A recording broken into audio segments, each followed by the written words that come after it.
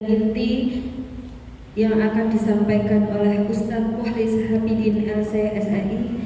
Kepada beliau kami persilakan. Bismillahirrahmanirrahim. Assalamualaikum warahmatullahi wabarakatuh. Alhamdulillah hamdan katsiran thayyiban mubarakan fihi kama yuhibbu rabbuna wa yarda. Asyhadu an la ilaha illallah wahdahu la syarika lah wa asyhadu anna Muhammadan abduhu wa rasuluh. Allahumma salli wa sallim ala Muhammad wa ala ali Muhammad kama sallaita wa sallamta ala Ibrahim wa ala ali Ibrahim innaka Hamidum Majid. Ittaqullaha haqqa tuqatih wa la tamutunna illa wa antum muslimun. Segenap teman-teman, ibu-ibu, bapak Nasyatul Aisyah cabang Kletek yang dirahmati oleh Allah Subhanahu wa taala. Katanya ini kepengurusan yang baru ya. Periode berapa? 2024 sampai hari kiamat. 2029 ya. 2029? 2022. Kemarin COVID terus gitu. Ya mudah-mudahan Allah memberikan kemudahan bagi teman-teman semuanya. Ketahuilah bahwa salah satu golongan dari 7 golongan yang dijamin oleh Allah masuk surga itu adalah syab nasya'a fi ibadatillahi ta'ala. Syab, seorang pemuda atau pemudi, nasya'a yang mengembangkan dirinya untuk selalu taat kepada Allah Subhanahu wa taala. Jadi nanti pada saat kita di akhirat, ini semua orang dikumpulkan di padang mahsyar, semua dalam keadaan telanjang. Si suami ngelihat istrinya tapi nggak peduli, istri ngelihat suaminya nggak peduli. Anak melihat bapak ibunya udah nggak nyari-nyari lagi, saudara nggak nyari-nyari saudara yang lain. Semua saat itu dalam keadaan telanjang, dalam keadaan keringetan, sumuknya minta ampun. Setiap orang saat itu sibuk dengan urusannya masing-masing. Ya, yang tadi boleh jadi orang tua nggak kenal anaknya, anak nggak kenal orang tuanya, saudara sudah tidak lagi memikirkan saudaranya. Nah, dalam kondisi seperti itu kata Rasulullah SAW apa? Ada 7 golongan. Yang mana 7 golongan ini akan mendapatkan perlindungan langsung dari Allah Subhanahu wa taala.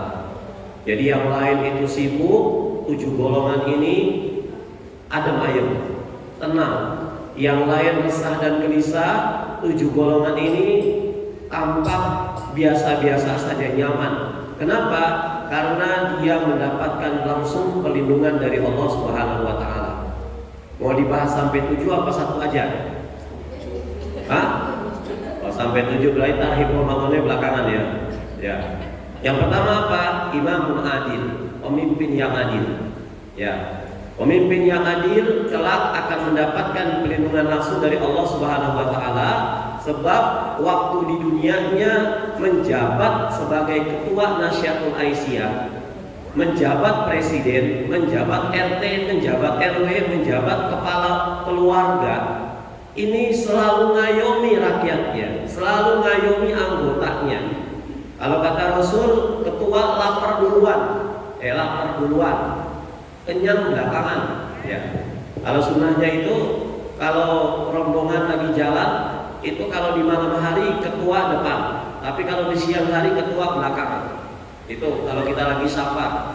Karena saya berkhasiat teman-teman Kletek ini wisata religi kemana, itu pada saat lagi safar di siang hari itu ketuanya belakang, rombongannya dulu, ketuanya yang mantau situasi belakang. Kalau malam ketuanya depan.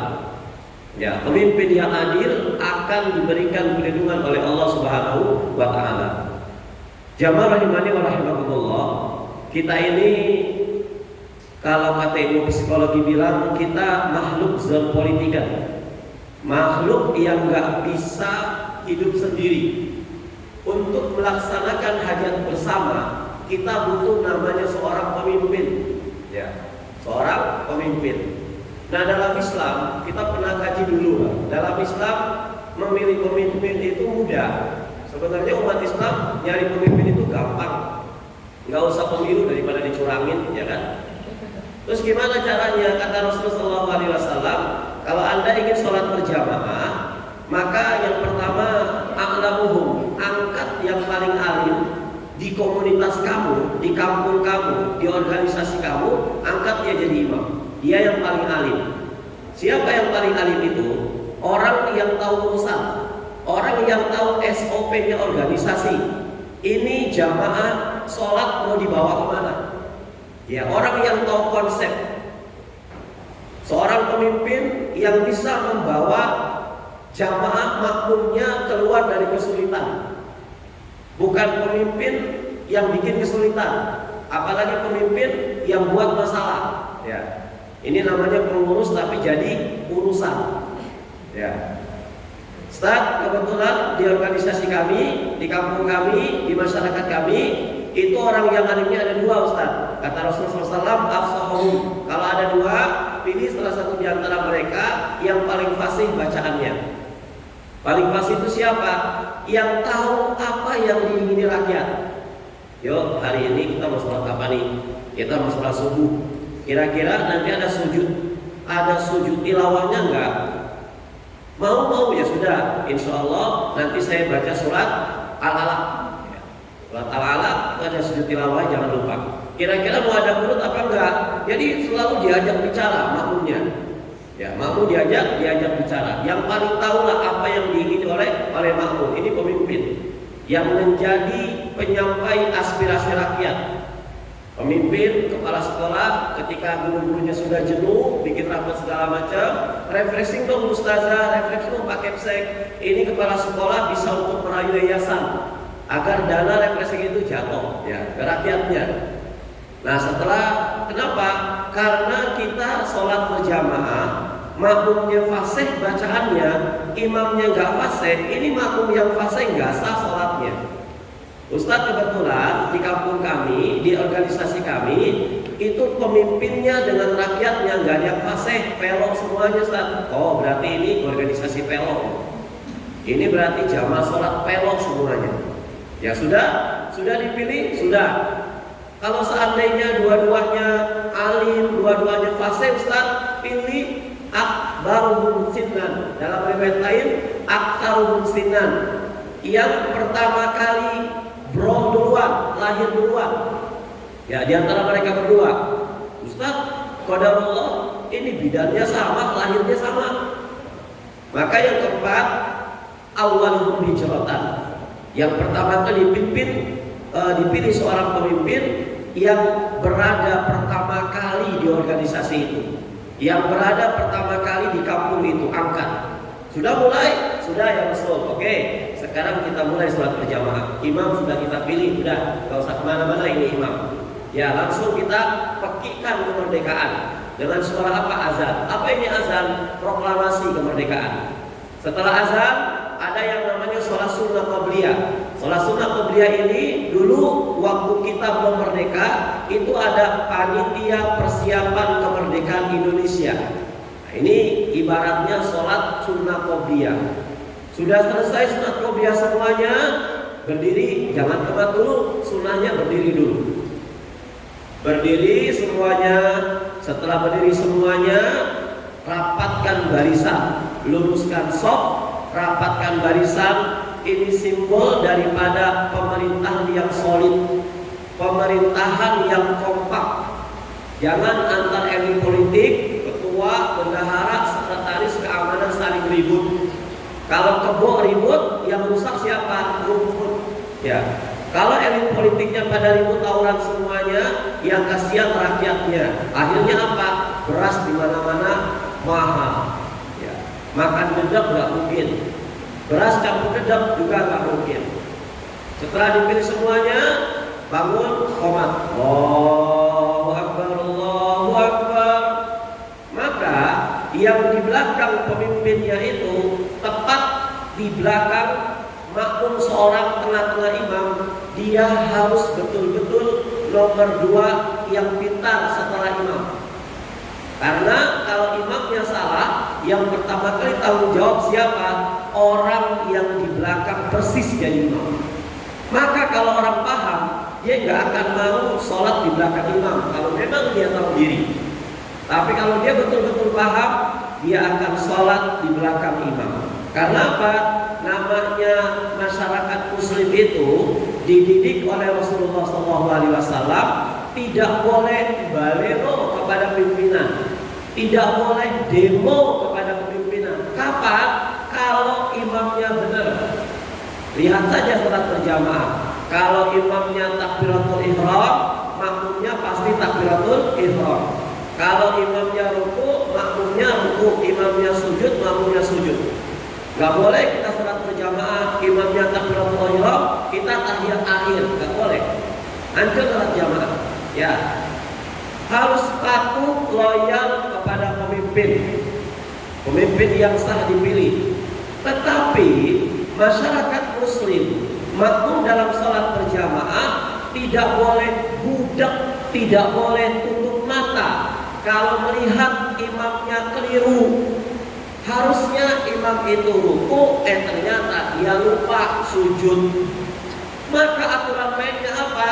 Di belakang yang makmum itu harus betul-betul ngoreksi. Dan ngoreksi imam ada aturannya. Bukan semau dewek, ada aturannya. Gimana aturannya? Subhanallah, laki-laki. Kalau Imam Suyuti mengatakan ketika ada orang mengoreksi bacaan imam, dia subhanallah, niatnya mengoreksi, maka makruh sholatnya. Tapi kalau niatnya zikir, subhanallah. Gimana Ustaz? Membedakan zikir dengan koreksi. Kalau dia niatnya bertasbih, dia nggak akan ngotot ketika koreksi. Tapi kalau niatnya koreksi, subhanallah, subhanallah, subhanallah, ini koreksi bisa batal, ya Bu. Tapi kalau niatnya tasbih, subhanallah, subhanallah, ini aturan mainnya luar biasa. Gak bisa imamnya salah langsung maju, makmumnya dicekek ke imam, langsung diambil tangannya, gak boleh. Loyal boleh, taat sama imam boleh, tapi jangan kebablasan. Tadi saya mendengar kata makmum di belakang, imam kentut sedikit, maka saya patuh demi kepatuhan dan kesetiaan saya kepada imam, saya mewakili teman-teman kentut lebih kencang. Bro, ya kan? Ini berarti makmumnya goblok. Ya, nggak ada aturannya. Ini imam. Jadi imam yang akan dilindungi oleh Allah nanti ketika di padang mahsyar adalah imam yang adil. Kemudian yang kedua, syab nasya'a fi ibadatillah, pemuda atau pemudi yang hari-harinya tekun ibadah kepada Allah Subhanahu wa taala. Remaja, remaji, pemuda, pemudi, ini masa depan kita semuanya. Untuk bagaimana nasihatul Aisyah di Wonosobo, di Kretek ini 20, 30, 40 tahun yang akan datang, ini jawabannya adalah di tangan Nasihatul Aisyah, pengurus-pengurusnya. Kedepannya gimana? Di tangan mereka. Maka untuk menghancurkan Islam di Kretek, menghancurkan Islam di Wonosobo ini, nggak usah repot-repot bubarin pengajian kalau kata orang Yahudi. Nggak usah repot-repot tutup majelis taklim, nggak usah repot-repot nggak menyekolahkan anak pesantren. Tapi untuk menghancurkan Nasihatul Aisyah di Wonosobo, menghancurkan pemuda-pemudi khusus di Kretek ini, jauhkan mereka dari ulama dan jauhkan mereka dari agama. Simple, Masya Allah, simple. Maka kalau mereka sudah jauh daripada ulama, maka tinggal menunggu pergantian pengurus. Maka usia-usia yang 60 tahun ada NA 60 tahun ada? Ya nggak ada. Ya, itu betah banget di NA, kayak nggak mau mati itu orang. Kalau usia 60 tahun, saya anggap ini usia expired bu, udah nggak produktif lagi. Ya, masa-masanya yang dia pikirin apa? Ibadah.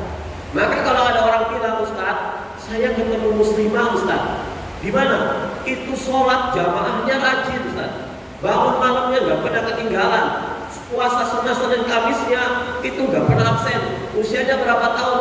80 tahun, maklum. Ya. Tapi kalau ada orang seperti itu usianya 30 tahun, ini usia-usia proyek di tangan kita. Hai pemuda-pemuda muslim, hai pengurus Nasyidul Aisyah, kalau kalian kepengen dibilang modern, jauhi masjid, bicara masjid itu kuno kata mereka.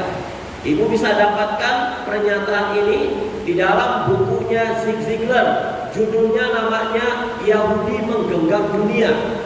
Ya, untuk menghancurkan pemuda-pemuda muslim, pemuda-pemuda muslimah, itu jauhkan mereka dari masjid. Kalau masjid kuno, pengajian itu urusan 70 tahun ke atas. Kalau kalian kepengen dianggap modern, kepengen dianggap sebagai pemuda-pemuda keren, maka yang datang dari barat telan mentah-mentah. Pesta standing party yang diundang Nasyidul Aisyah. Orang kalau bicara NA Aisyah itu pasti jilbabnya panjang-panjang. Ya. Tetapi ketika standing party, malu mereka standing party ketika pesta standing party. Ya. Makanya orang kalau pakai peci yang laki-laki ada jenggotnya, itu bisa rata anak kita bu. Lagi makan permen saja, nggak berani. Minimal buka baru dia bangun. Tuh pakai peci jenggotan. Kalau ada pakai peci jenggotan, itu minumnya blok-blok itu orang nggak punya otak. Ya, apalagi wanita muslimah. Pernah nggak lihat wanita muslimah pakai jilbabnya panjang, alhamdulillah, kemudian terturun, masya Allah. Ya, nggak usah pakai cadar lah, turun aja. Aus minum aqua. Ya. Ini kan menandai Islam sama sekali. Benar, memang Rasul minum sambil berdiri, tapi kondisinya bagaimana? Oh, telan mentah-mentah yang dari barat. Maka dalam buku itu mereka mengartikan modern dengan westernisasi. Makan cara barat, minum cara barat. Ya, kalau nggak makan hotdog nggak mau, kalau nggak makan burger nggak mau. Orang barat makan burger, kemudian dia mabuk, muntahnya burger. Orang Batak, si Joko, si Slamet, ikut-ikutan mabok, muntahnya genjer. Ya bu, astagfirullahaladzim. Muntahnya pecel lele, yang keluar dulu apa? Kumisnya yang keluar dulu. Nah itu kita, saya, ibu semuanya dari dulu kita ini korban iklan. Nanti puasa pada korban iklan kan? Bukalah dengan yang manis-manis. Hati-hati. Boleh kita iklan, cuman harus punya ilmu. Yang manis itu apa? Kurma. Bukan teh botol sosro. Bukannya teh manis, bukannya kolak. Maka kalau ada panitia iftar jama'i, makanannya namanya takjil, ya. Bukan yuk kita beli takjilan. Apa beli takjilan? Bukan beli takjilan, beli iftar, makanan buka puasa. Kalau takjil itu sifatnya, makanannya namanya iftar, sifatnya namanya takjil. Kenapa harus takjil? Karena harus disegerakan. Ta'ajjala ya ta'ajjalu ta'ajjulan, artinya tergesa-gesa. Maka orang yang berbuka puasa, di depannya sudah ada iftar, maka dia harus takjil, dia harus buru-buru berbuka. Ibu lagi menyiapkan suami dan anak makan untuk berbuka. Setengah 6, 5 menit lagi mau berbuka puasa, ternyata ibu ngerasa, loh kok saya basah ya? Pas di kamar mandi ternyata darah haid keluar. Nggak boleh tunggu sampai 5 menit azan maghrib. Terus gimana Ustaz? Langsung minum saat itu. Karena makruh. Biar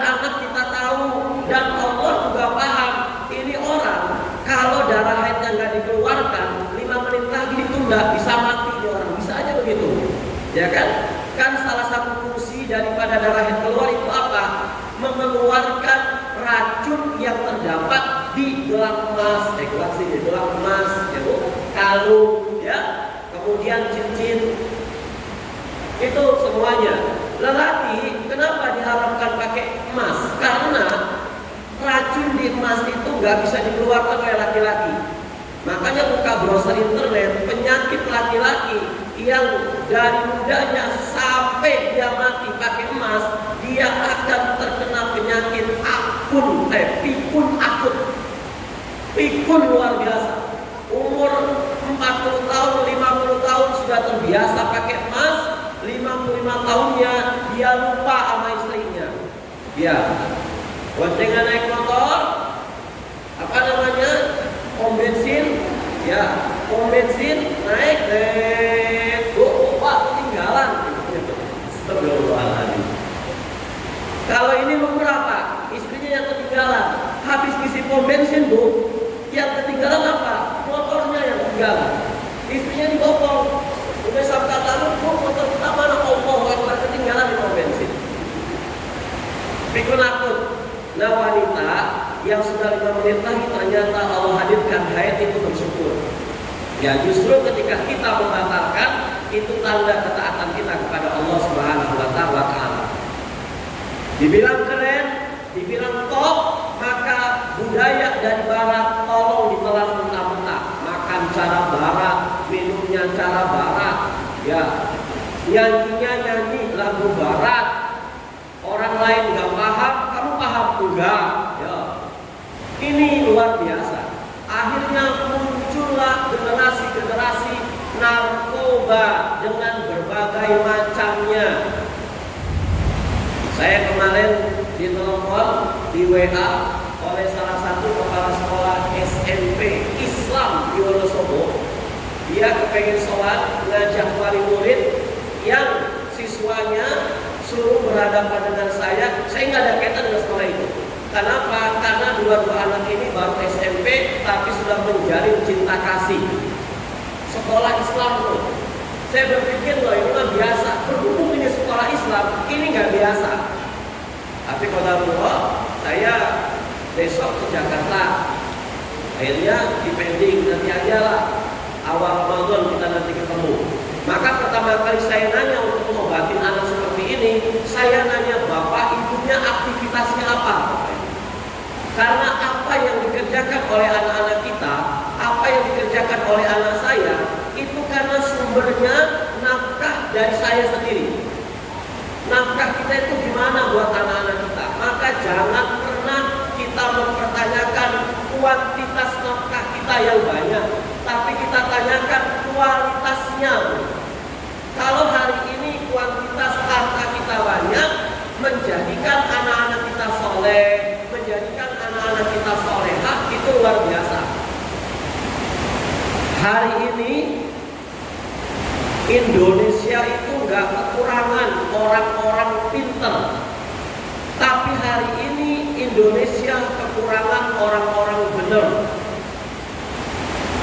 Setiap tahunnya universitas itu mengeluarkan S1, S2, S3. Ya. Tapi kondisi Indonesia begini-begini saja. Ternyata kata Syekh Mahmud Yunus, seorang penulis buku pendidikan At-Tarbiyah wa Ta'lim, mengatakan mendidik seorang anak yang sudah benar itu jauh lebih mudah membuat dia pintar daripada mendidik seorang anak yang sudah pintar tapi belum benar. Anak bisa benar itu kuncinya apa? Iman orang tuanya. Anak kepengen pintar, kuncinya apa? Sekolahkan TK, SD, SMP, SMA, kuliah, S1, S2, S3, pintar insya Allah. Tapi belum tentu benar. Maka hari ini di Indonesia khususnya banyak ilmu yang bermanfaat.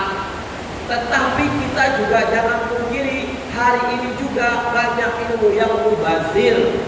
Orang S1, S2, S3, tapi dia nggak tahu ini gunanya apa. Saya punya kawan doktor. Doktor itu titel paling tertinggi di dunia. Di atas doktor itu apa? Kopiah sama topi. Ya, di atas doktor. Ini dokter kawan saya, kalau dia di kampus, ini ditakuti oleh mahasiswa-mahasiswi. Masalah nilai selektif luar biasa. Killer lah ini dokter. Tapi kalau dokter ini pulang ke rumahnya, tiba-tiba dimarahi istrinya, itu mendadak bego dokter itu. Ya, artinya apa? Ilmu psikologi bilang, oh ilmu yang ada di otak ini akan mengalami goncangan ketika hati si pemiliknya itu tergoncang. Maka yang bisa mengcover S1, mengcover S2, S3 itu bukan siapa-siapa, tapi iman yang ada dalam hati kita. Berapa banyak S2, S3 putus asa, gantung diri, S2, S3 nggak dipakai di masyarakat, stres. Tapi walaupun kita bukan S1, S2, S3, tapi iman kita lebih mendominasi, maka iman ini akan mewarnai dalam kehidupan kita. Maka saat ini yang kita butuhkan apa? Anak-anak yang benar, walaupun nggak begitu pintar, daripada anak-anak pintar tapi nggak benar. Nah, besok Bapak mau diberi kamu, kata Ibrahim. Berhubung Ismail ini benar, pintar, maka jawabannya insya Allah Pak sembeli saya. Kalau memang ini perintah Allah, mudah-mudahan kita ke depan bersama-sama di surga. Itu anak yang benar, pintar. Zaman sekarang anak yang pintar tapi nggak benar, kok kenapa saya Pak yang mudaan? Bukan Bapak aja udah tua dipotong, ya kan? Benar, pintar. Anak-anak sekarang sudah pintar semua, Bu. Pintar semuanya adalah sekarang. Kenapa? Diajarkan oleh TikTok. Makanya ilmu pintar itu sudah dijamin oleh Allah Subhanahu wa taala. Tapi ilmu untuk menjadi benar enggak dijamin oleh Allah Subhanahu wa taala. Kehidupan ada dua, kehidupan dunia, kehidupan akhirat. Kehidupan dunia sudah Allah jamin. Ibu seorang pengusaha, asetnya 1, triliun, 3 triliun misalkan, nggak bisa menurunkan aset ini kepada anak-anak. Wallahi nggak bisa. Ada yang dulu bapaknya pengusaha sukses, anaknya cuma pegawai negeri. Ada yang bapaknya dokter, anaknya belum ke dokter. Kalau ke dokter nggak sesukses bapaknya. Makanya jangan pernah mengurus tenaga dan pikiran kita hanya untuk mencari masa depan dunia anak-anak kita. Nggak ada ujungnya. Maka hari ini saya sebagai orang tua, yuk sama-sama kita mikirin bagaimana masa depan akhirat anak-anak kita. Selalu saya bilang, anak kita itu ada yang jadi dokter, ini bonus dari Allah. Ada yang jadi tentara, bonus dari Allah. Ada yang jadi polisi, bonus dari Allah. Tapi tugas pokok saya sebagai orang tua, bagaimana si dokter ini bisa sholat 5 waktu? Bagaimana si tentara ini tahu bagaimana menunaikan perintah Allah? Bagaimana si polisi ini tahu kewajiban dia ketika sama orang tuanya? Karena apa? Anak adalah titipan Allah, maka ajarkan anak-anak kita untuk mengenal siapa penciptanya. Maka ke depan 20 tahun, 30 tahun ke depan, Wonosobo Islam di sini ini jawabannya adalah anak-anak kita. Makanya seorang pemuda yang darinya masih mendidih panas, cita-citanya masih sejuta mimpi, tapi dia sholatnya rajin, mau jadi pengurus Nasihatul Aisyah, padahal gak digaji gitu. Mau dia, Masya Allah. Karena apa? Yang ketiga, rajulun mu'allaqun bil masajid. Orang yang dilindungi oleh Allah nanti di padang mahsyar adalah seseorang yang hatinya terpaut di masjid. Ya. Jadikan masjid itu problem solver setiap masalah kita. Kita butuh uang, bukan lembaga-lembaga keuangan, tapi kalau kita butuh modal, lari ke masjid. Butuh bagaimana mendidik anak-anak kita, sudah sumpah dengan kelakuan anak-anak kita, lari ke masjid. Nunggu anak di TK, nunggu anak di SD, daripada ngobrol macam-macam, gak ada kajian, datengin masjid sekolah, sholat Allahu Akbar. Biar connect antara ibunya yang lagi nunggu dengan anaknya yang lagi belajar. Ya Allah, hari ini saya melakukan apa yang pernah ibu saya lakukan, ya Allah. Dulu ibu saya yang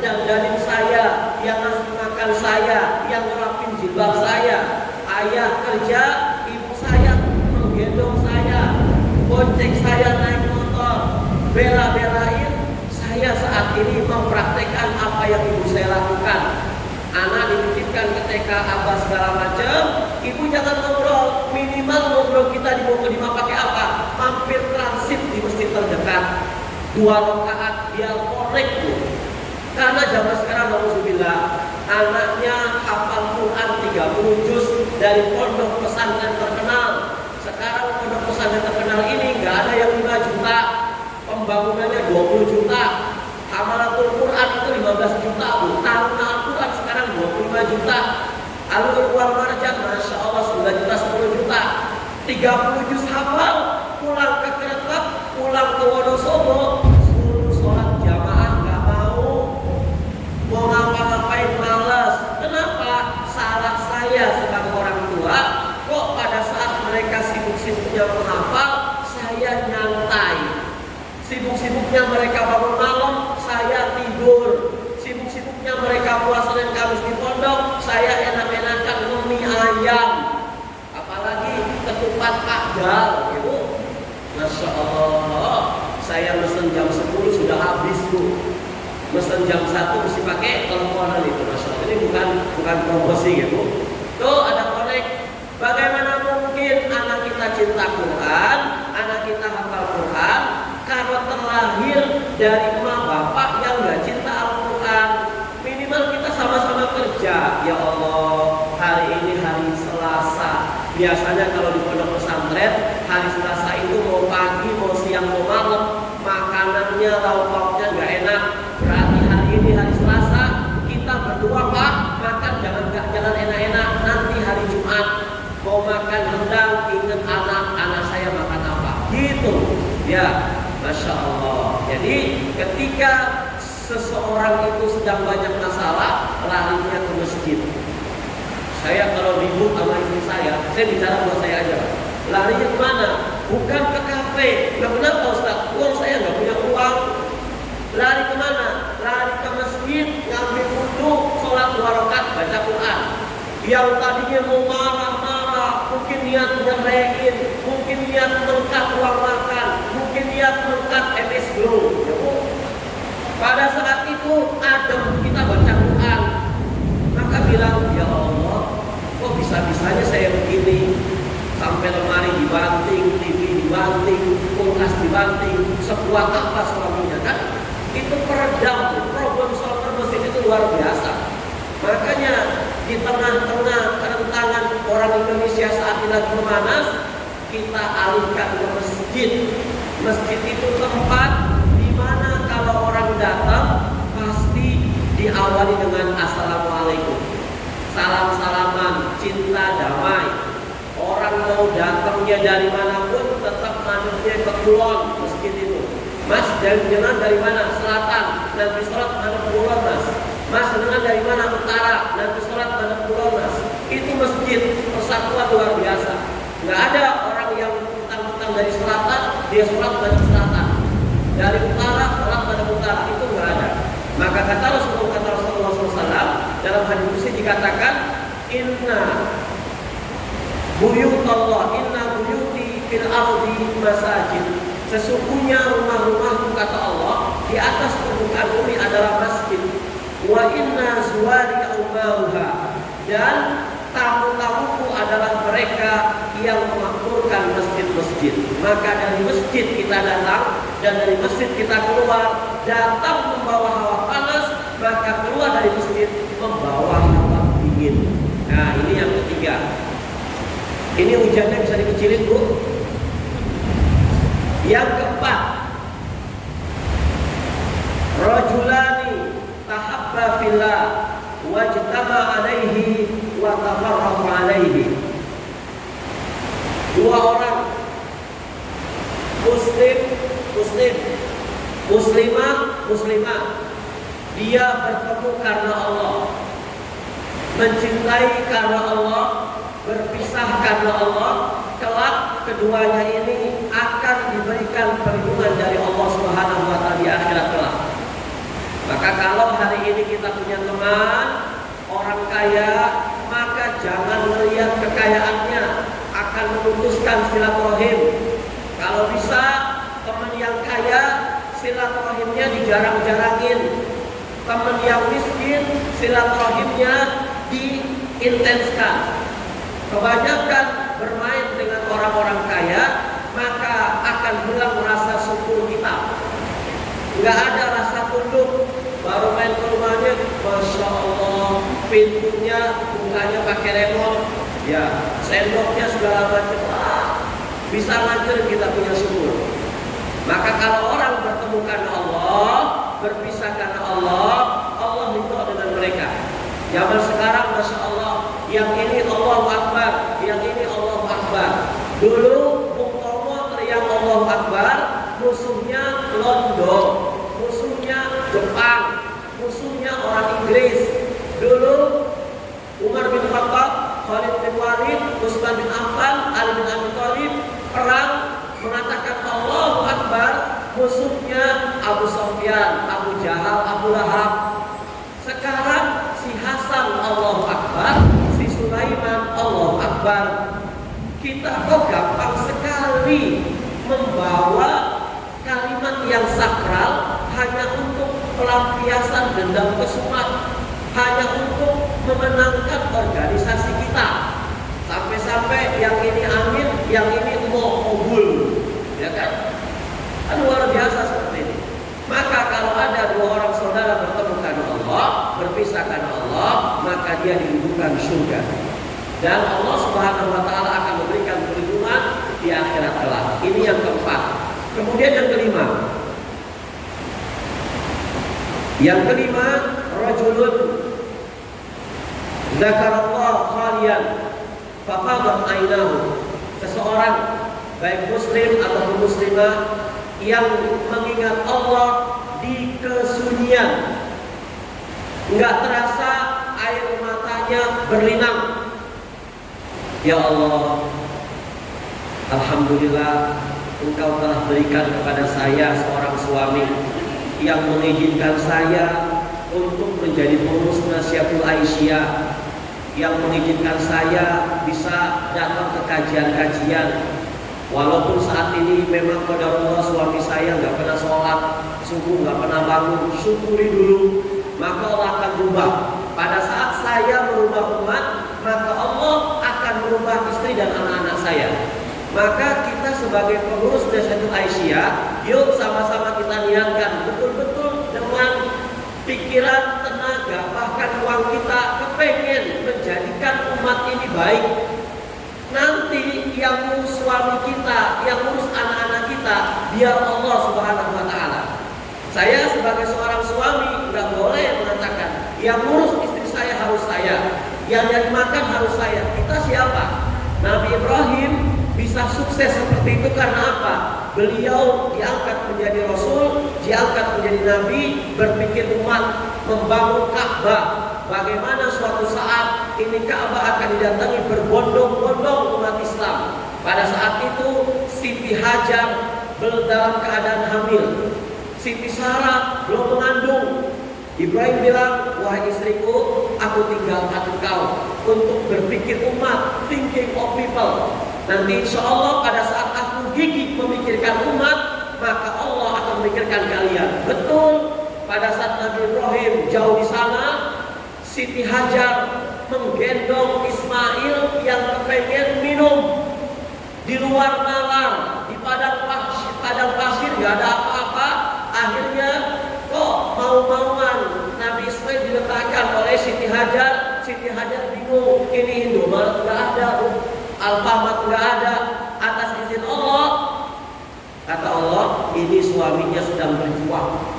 Makanya kalau ada suami ibu, dia berjuang untuk Allah, agama Allah, suruh diikhlaskan. Masalah rezeki biar Allah yang akan memikirkan semuanya. Itu seorang suami itu nggak ada rezeki, bukan dia nggak mau mikir, mau mikir.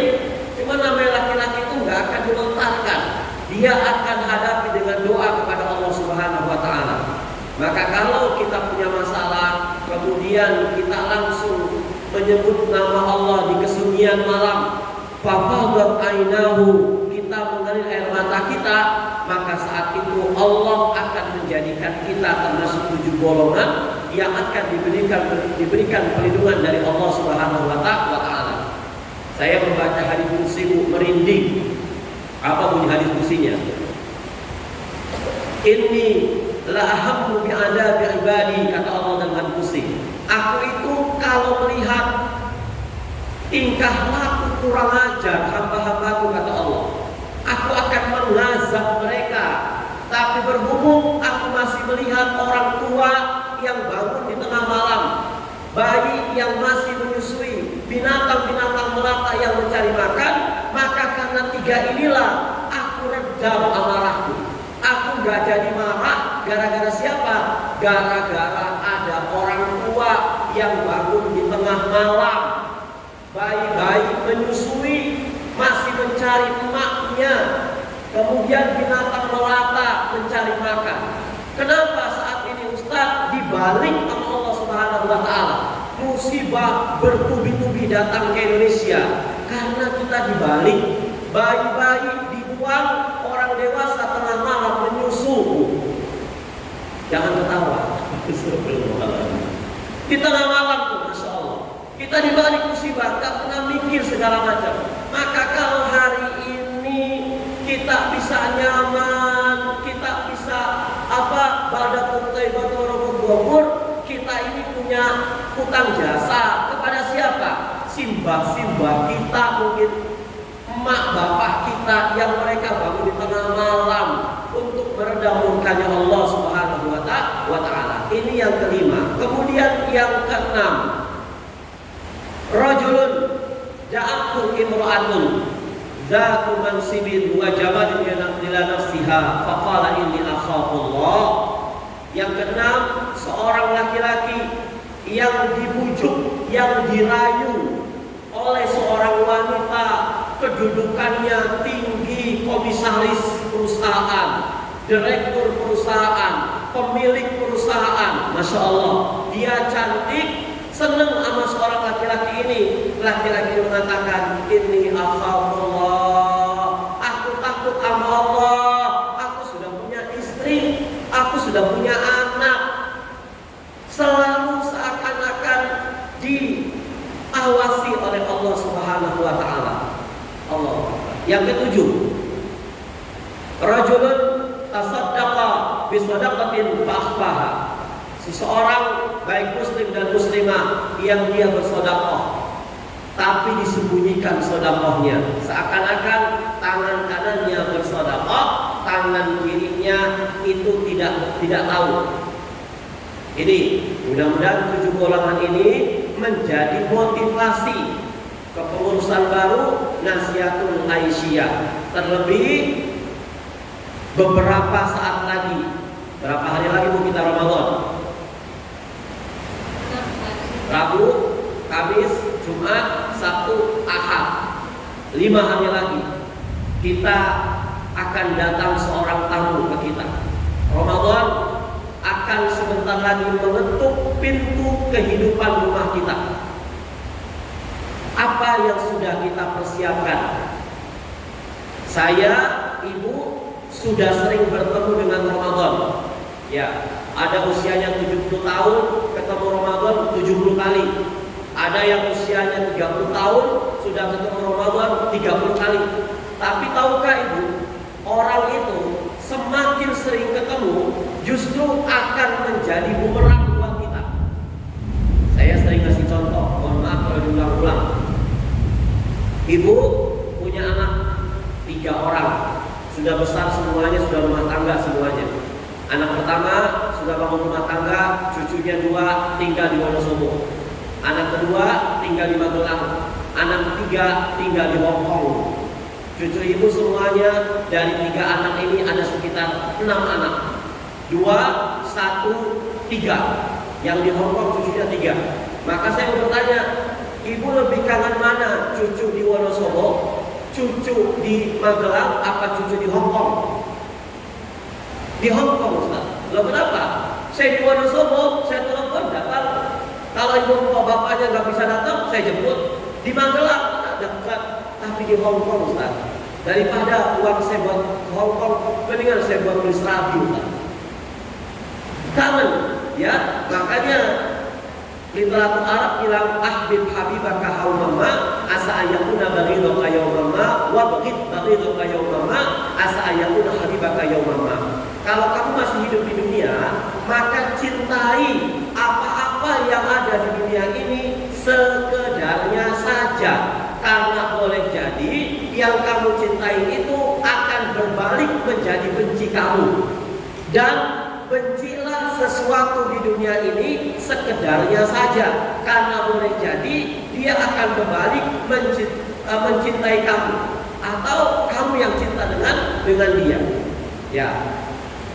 Pepatah ulama dalam kaidah usul fiqh mengatakan seringnya berinteraksi justru akan membunuh sensitivitas kita.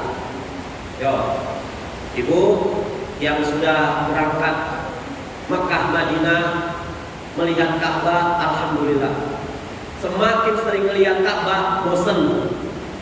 Kita kadang-kadang bawa jamaah umroh yang baru kali melihat Ka'bah, mungkin berusaha sekuat tenaga, kumpulin uang segala macam. Sudah kita ajarin manasik, pas sampai Masjidil Haram kita naik eskalator, melihat Ka'bah langsung mewek, mau jenggotnya setebal sapu hijau, ya, mau jilbabnya panjang kayak gimana, mau perampok, mau berzina, itu kalau dia baru melihat Ka'bah pasti nangis. Saat itu dia bilang, Ustaz, ini saya harus baca apa? Loh, kok ibu bisa lupa? Kita kan 2 bulan belum manasik umrohnya. Iya Ustaz, saya lupa. Saya bilang bukan lupa Bu, tapi ibu salah tingkah. Kenapa? Karena baru sekali melihat Ka'bah, jadi kayak mimpi. Akhirnya sudah kita sholat tawaf qudum, sudah sholat sunnah. Karena itu jam 11:30, Bu, kita persiapkan ke hotel. Jam 3 kita akan umroh. Bu, mohon maaf Ustaz, saya malam ini gak mau ke hotel. Kenapa? Saya baru melihat Ka'bah. Malam ini saya akan tinggalkan hotel. Kami sekeluarga, istri, suami, dan anak 3 anak saya mau nginep di Ka'bah. Maka kita pendampingnya bilang, oh gak apa-apa lah, maklum, karena baru melihat Ka'bah. Besoknya kita suruh pulang. Bu, pulang ya, kita udah bayar mahal hotel. Iya Ustaz, siap. Hari ketiga, hari keempat, hari kelima nggak mau ke Ka'bah, sholat subuhnya di hotel. Ya, sholat subuhnya di hotel. Tawafnya di mana? Tawafnya di Tower Zamzam, jauh, sambil nawar cincin. Labai, Allah baik, saya labai kala baik. Sensitivitas sudah berkurang. Hari ke-6, hari ke-7 itu jadwal sholat di Masjidil Haram itu lupa. Bu, ini 10 menit lagi mau zuhur. Nanti Ustaz, anak saya nitip batu akik, anak saya nitip emas, pemadani segala macam, sudah lupa. Dan kita maklum, kenapa? Seringnya berinteraksi justru akan membunuh sensitivitas kita. Ini Masjidil Haram, Bu. Di ring pertama Masjidil Haram ada toko-toko. Ibu tahu, mungkin sudah tahu. Ketika azan berkumandang, laskar keliling pada nutup tokonya semuanya. Ini yang pemilik-pemilik toko, penjaga-penjaga toko. Apakah dia sholat di Masjidil Haram, Bu? Enggak. Di depan toko mereka sholatnya. Ketika ditanya, Syekh, kenapa nggak sholat di depan Ka'bah? Lah, saya bosen di depan Ka'bah. Udahlah, buat orang terletak waktu beli itu aja sholat di sana. 25 tahun, 25 juta, 35 juta loh. Kita sholat di sana. Cleaning service di sana. Ada orang Purwokerto, ada orang Wonosobo. Sholatnya di mana? Sholatnya di gudang-gudang mereka. Sensitivitas berkurang. Maka hati-hati kalau sensitivitas ini terjadi di bulan Ramadan. Masya Allah, astagfirullahaladzim. Lah Ramadan paling-paling jamuran, paling-paling i'tikaf, paling buka nanti takjilan, begitu-gitu aja. Hati-hati, bisa jadi mimpi buruk buat kita. Bahkan Rasul itu pernah sumpah serapah kepada siapa? Kepada umat Islam. Pada Rasulullah SAW itu ngomongannya terjaga rapi, tertata rapi. Jangankan mendoakan keburukan buat orang Muslim, orang non-Islam gak pernah doakan keburukan oleh Rasulullah SAW. Tapi Rasul ketika Ramadan mengatakan, raghima anfu, celaka kamu. Aku doakan celaka kamu.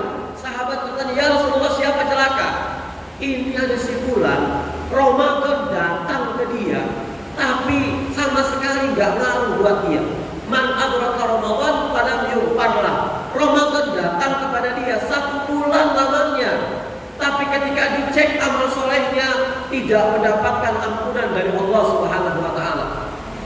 Kelewatan sekali Anda, kata Rasulullah. Itu ketika Ramadan lihat abwaabul jannah, pintu surga itu dibuka. Artinya sarana dan akses untuk beribadah kepada Allah, apapun ibadahnya, dimudahkan oleh Allah Subhanahu wa taala. Tapi lagi-lagi kamu kelewatan, jamaahnya nggak pernah, ngajinya males-malesan, Ramadannya lemes-lemesan.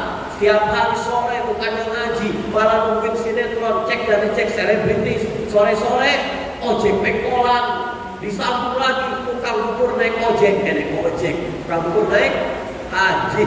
Astagfirullahaladzim. Kelewatan sekali kamu, kata Rasulullah. Yang namanya Ramadan itu Ghuliqat abwaabun nar wa suffidat syayatin, tertutup pintu neraka, akses buat beramal maksiat ditutup.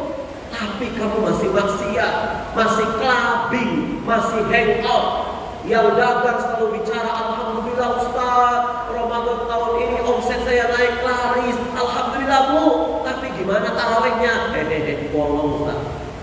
Gimana baca Qurannya? Ketawa-ketawa. Jangan bilang barokah, jangan bilang berkah Bu. Kalau amalia Ramadan kita hancur, tertutupi dengan amalan-amalan dunia. Dan hati-hati, Ramadan itu yang ngasih promo bukan hanya Allah. Aneka Jaya ngasih promo ya Bu. Iya, Ramadan Artos ngasih promo, Mickey Mouse ngasih promo. Kalau kita nggak konsentrasi, Masya Allah, pecah konsentrasi kita. Program Ramadan yang paling disukai oleh jemaah dari kecil sampai emak-emak, bukber. SD bukber 3 hari, SMP reuni bukber 3 hari, SMA bukber 3 hari, kampus kuliah 3 hari, organisasi 3 hari. Lihat, 3 dikali 5, 15 hari. Belum kantor, toko, kalau tokonya 1, kalau tokonya 16, 1 toko bukber, pimpinannya masuk toko ini. Akhirnya habis lebaran meninggal, nerima rapot Ramadan 1445 Hijriah, mana rapot saya Allah? Isinya bukber. Pada saat bukber, namanya kita teman lama, namanya reuni, 10-20 menit kurang kita ngobrol. Akhirnya Masya Allah, jangankan mikirin raweh, mikirin sholat jamaah tuh gak kena kita. Isaknya nanti jam 3, itu kalau ingat, kalau enggak bablas semuanya. Dan fenomena terjadi di mayoritas masjid setiap malam Ramadan. Masjid di dunia pasti mengalami lonjakan kemajuan shock yang luar biasa.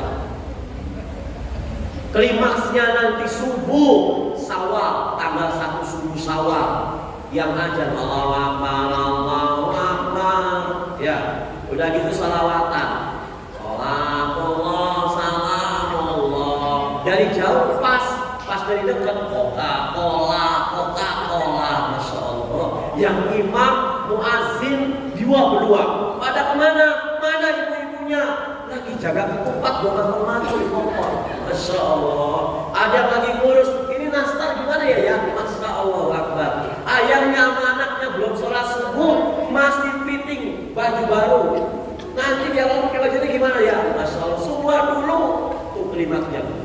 Maka untuk antisipasi ini semuanya, kita perlu yang namanya tarhib. Bukan tarhib, tapi tarhib dari kata-kata rohaba. Ya, rohaba. Bukan pakai ha.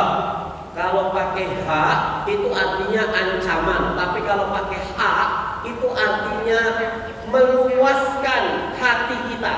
Saya cerita nih. Untuk nyampe ke tarhib, untuk nyampe ke rohaba, saya cerita.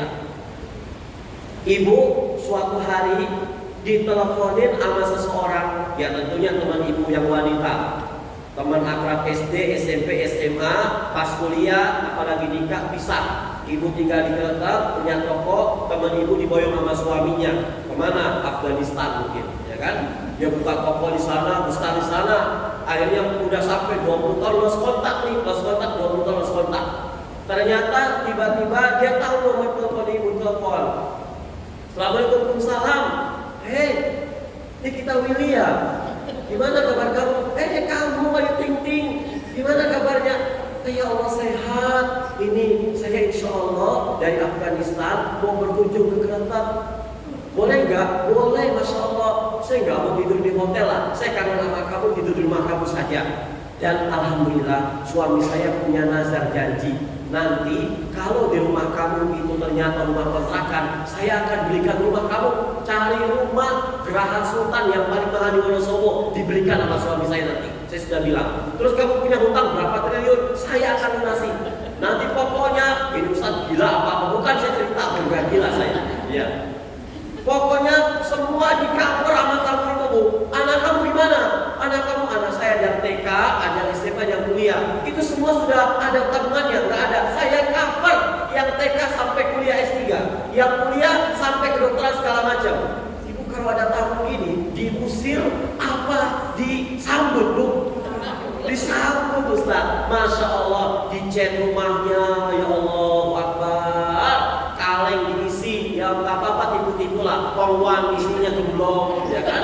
Ada regal isinya, Masya Allah Akbar, disambut. Nah, orang Arab ketika kedatangan tamu seperti ini, maka kalimatnya tidak hanya ahlan wa sahlan. Kalau ahlan wa sahlan itu 3 hari dia harus minggat dari sana. Tapi kalau marhaban dari kata-kata rohaba artinya luas. Apa yang luas? Hatinya itu diluaskan, seluas-luasnya, tidak ada sekat-sekatnya. Jadi luas bahasa Arab itu ada 2, ada wasi'un, ada rahibun. Kalau wasi'un luas, ruangan ini luas, cuman sayang ada sampah-sampahnya, karpetnya nggak tertata rapi, itu wasi'un. Tapi kalau saya katakan al-ghurfatu rahibun, ruangan ini betul-betul luas. Kalau pakai kata rahib, berarti karpetnya bagus, tertata rapi, nggak ada sampah-sampahnya. Maka ketika kita mengucapkan marhaban bikudumikum, maka artinya hati kita itu nggak akan pernah ada sedikit pun rasa berat kedatangan tamu ini. Mau kamu ngapain di sini, mau salto segala macam, nggak apa-apa.